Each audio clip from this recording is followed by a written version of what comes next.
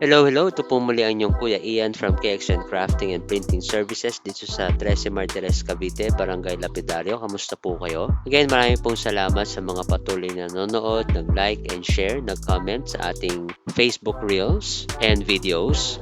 Like sila Jaden, Asilo, Dako, JR, Scotty, mga top fans po natin sila. Maraming salamat sa suporta. Ganon din po sa ating mga clients and students na patuloy na nagtitiwala at patuloy na nagdadala ng kanilang print projects dito sa KXN. For our services, makikita nyo po dyan sa video ang mga bulk projects na nagawa na po namin. If you have corporate projects or occasions with printing needs, please send us a DM and we can send you a code.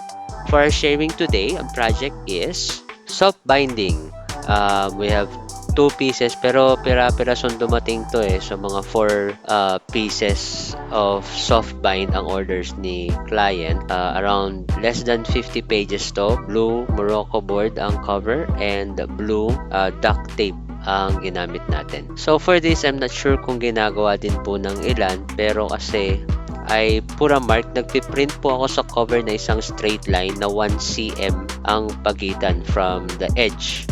This is just to make sure na straight po yung paglagay ko ng blue tape o yung duct tape, kasi minsan hindi ako talaga magaling sumipat or minsan tabingi, diagonal, so ang pangit naman tignan. So nilalagay ko po muna yan since I'm using Photoshop. Parang mas accurate si Photoshop in terms of measurement.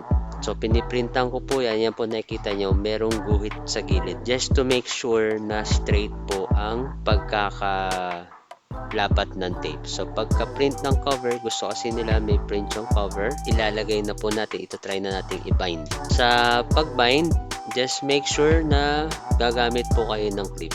Ayan po, as you can see, straight. So, meron tayong susundan. So, ito po yung ginamit ko na staple. Pang 50 pages po yan. Yan. Then, we'll use the hammer para ma-flat. Dalawa po ang order ni client. So, dalawa din po yan. I'll put in the link of the items na gagamitin o ginagamit natin on the comment section para po mabili nyo po. Yan. Tapos pupukin natin just to make sure na lapat po yung staples. And then we'll put in the tape. Ayan. So ngayon, pag nilagay mo yung tape, talagang diretso. So useful po talaga yung mat na to for me. Ang daming gamit ito. So yan, meron na akong nakamark dyan na A4. So susukatan ko lang po siya and then cut the edges o yung mga excess. Minsan may excess kasi yung part na hindi maganda yung tape, ikakat yan. So ayan, susundan ko lang po syempre yung linya, dahan-dahan lang sa paglapat ng tape para hindi po gusot. And then yung corner, gusto po natin na sharp yung corners po niya. So iipitin mo yan ng daliri, then dadaanan. And yan lang po.